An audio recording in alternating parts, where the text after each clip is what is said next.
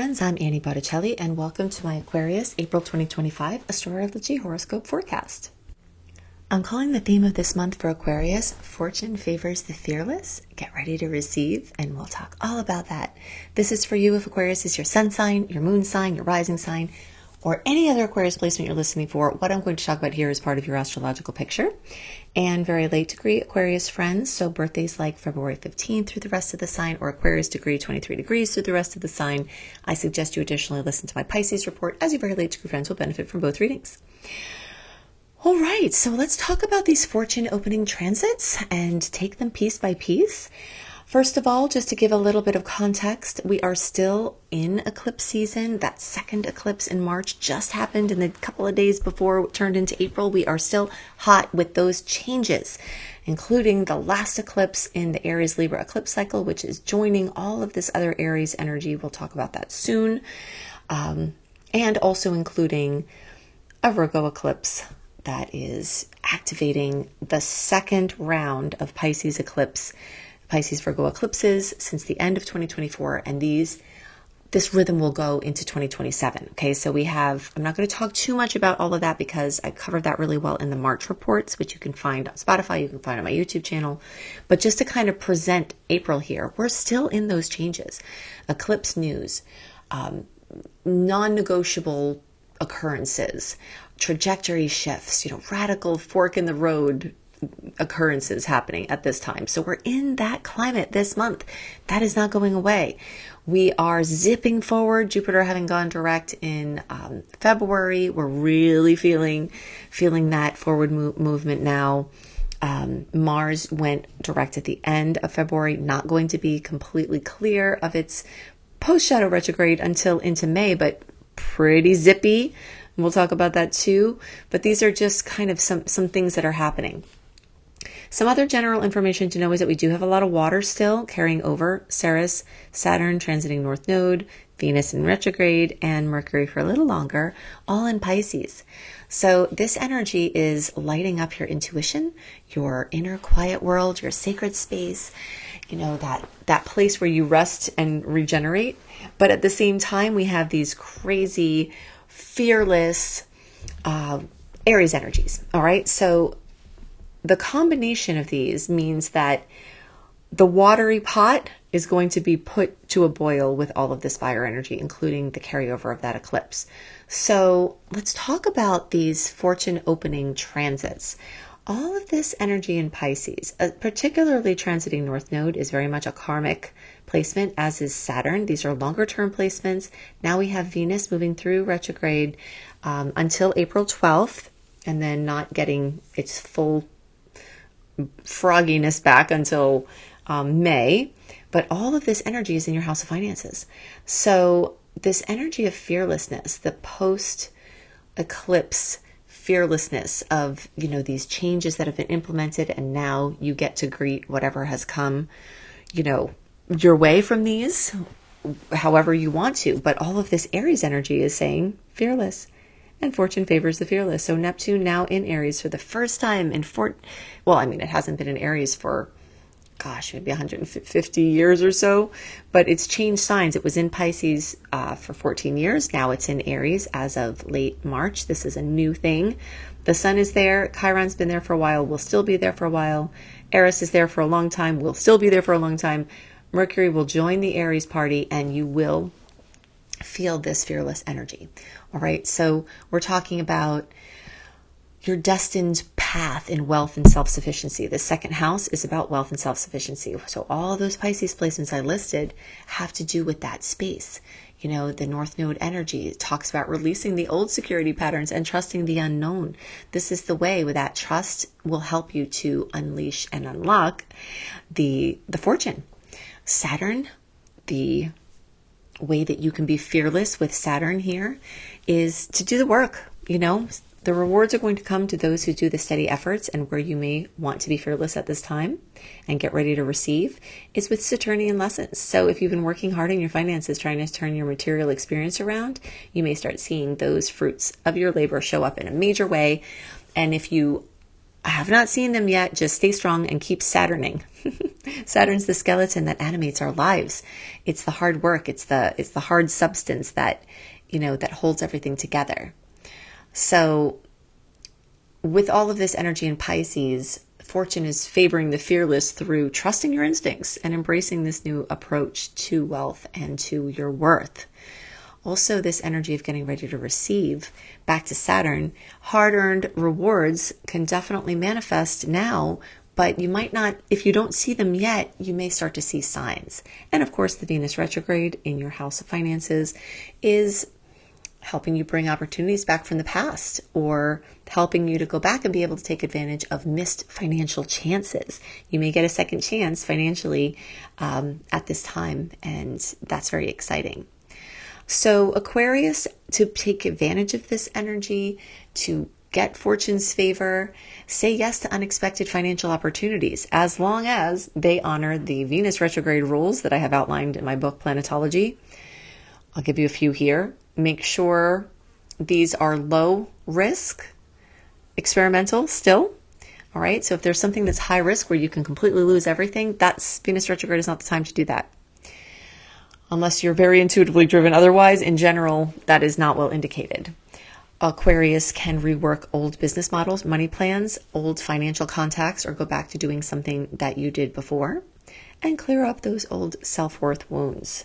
These are places you can be fearless, where you can activate all of this stuff that wants to be received by you. We've also got a lot of energy as far as confidence boosting transits. All of these Aries placements make a beautiful aspect for your Aquarius placements. Now, do have to be honest, as positive as I am, water energy, and there is a lot of it, is not super fun for Aquarius generally. Either your emotions or someone else's emotions may be interfering with your productivity, and it may not be easy for you to slow down and connect, but there can be a lot of rewards that come from that, and that may be one of the places that the fearlessness may want to be applied to turn on your receiving switch here. Okay, so all of the Aries energies, besides making the degree of opportunity with Aquarius placements, are lighting up your house of Gemini. Jupiter's also moving forward in Gemini for a little bit longer, so you've got extra energy there. And this all has to do with speaking up, negotiating, a pitch, or, a bold conversation. Anything having to do with your intellect, your ideas, learning something, teaching something. Your awareness of how much your words are carrying power at this time may really, really come up to the forefront. Eris and Aries. Eris has been in Aries for so long. It's going to be in Aries for so long, but it's still part of this, and it still is in a great angle for Aquarius. So it tends to shake things up and bring repressed things out. So, something having to do with an unforeseen radical insight or an opportunity may demand immediate action. And with all of this, energy starting to really move forward, it may be the perfect time to do it.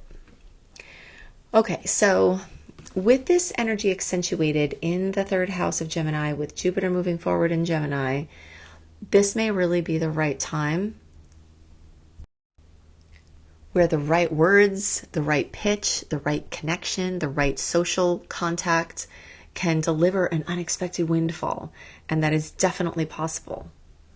You also may be expressing prolifically, speaking, singing, creating, writing, anything like that. This is an amazing time for Aquarius to speak up and promote and share ideas, to connect with people socially, to heal any communication wounds.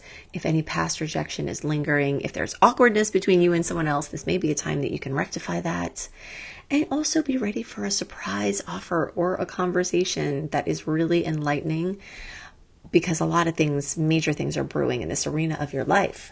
Okay, some other areas where you can be ready to receive. Aquarius is super ready to receive in the areas of the fifth house and Leo. This is coming from two different placements. One, that Jupiter in Gemini that I told you is very rowdy, is moving through your fifth house of true love, of romance, of relationships and children and creative babies that are not your children, your hobbies and the things that you love. Jupiter is in a once in 12 year of expanding those things. So your chance for finding and expanding all those areas of your life, including your bucket list, doing something that you've always wanted to do or multiple things you've always wanted to do, Jupiter is there to help. And very soon, Mars is going to get into Leo, which rules the fifth house. And that is another line of energy supporting this fifth house energy for you. So expansion and passion-fueled success, massive creative breakthroughs, artistic creations, inspiration, and definitely a chance for romantic luck. So fortune may favor the fearless here. Venus is in retrograde still for half of the month until April 12th and very sleepy for the rest of April, but you will feel those signs waking up, that she is waking up. And, it may be a time to experiment still. And the types of fearlessness you may want to apply, just try to keep the stakes low. Jupiter really wants you to go big, so you've got that force that you're working with. And it's definitely, all of this is a magnet for pulling in fun and joy and love and exciting new possibilities. Another storyline of hard work paying off, just like the one we talked about with Saturn, is Mars having spent quite a lot of time since September in the sixth house for Aquarius. That is going back over your daily work, your work ethic, how you do work, your office dynamics, your job, your employment, all of those things. You've been having a fine-tooth comb and your white gloves and your microscope in those areas of life, as well as your health and pets and other things that you tend to every day. So rewards may come and you may be ready to receive the rewards in those arenas of life from all of the hard work that you've done since September. This is a time to continue solidifying healthy routines and work habits and recognize how much progress has already been made. If you may have had to make a bit more of a mess in order to clean things out, like if you take everything out of a cabinet and then you make the kitchen more messy than it was, but it winds up becoming more clean when it gets organized, that's kind of been the process of Mars in retrograde. So, you can take time and acknowledge how much progress has already been made. And as Mars finishes this transit, then hopefully you'll be getting to a good place there. So this month you're in a power position. This is really setting things up for boldness and action as you tune into your intuition and combine it with action. Tuning in to see what things are still a little sleepy that you may not need to force. See which ways fortune is really favoring you for being fearless at this time. Tuning into yourself to see if you're ready to claim it. If you love astrology and you resonate with how I teach and you want to learn, then definitely go to beastropro.com. beastropro.com. You can see my $1,500 worth of free promos when you register for my paid course, my Astrology Mastery Certification course. I've never given away so much stuff before. This is an epic promo. You can see it at beastropro.com, beastropro.com, and I can teach you how to use astrology to help yourself and even to earn money through helping other people.